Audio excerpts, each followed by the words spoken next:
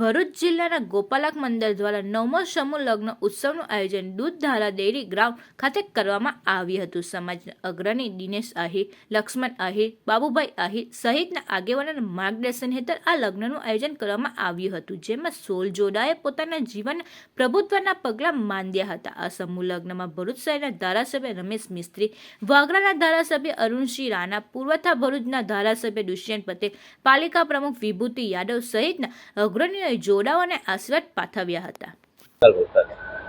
જય માતાજી. આજરોજ ભરૂચ જિલ્લા આઈ સમાજ તરફથી 9મા સમૂહ લગ્નનું આયોજન કરવામાં આવેલું, તેનું ખૂબ સુંદર આયોજન થયેલું છે.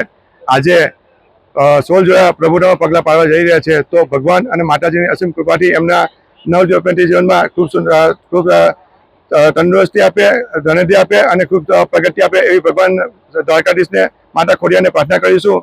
તથા આવેલ દરેક મહેમાનોને અને દાતાશ્રીઓને પણ અમે અભિવાદન કરીશું. અને દાતાશ્રીઓ જે આપણે વિવિધ પ્રકારમાં મને દાન આપેલું છે, તેનાથી ખૂબ સુંદર અમે આયોજન કરેલું છે.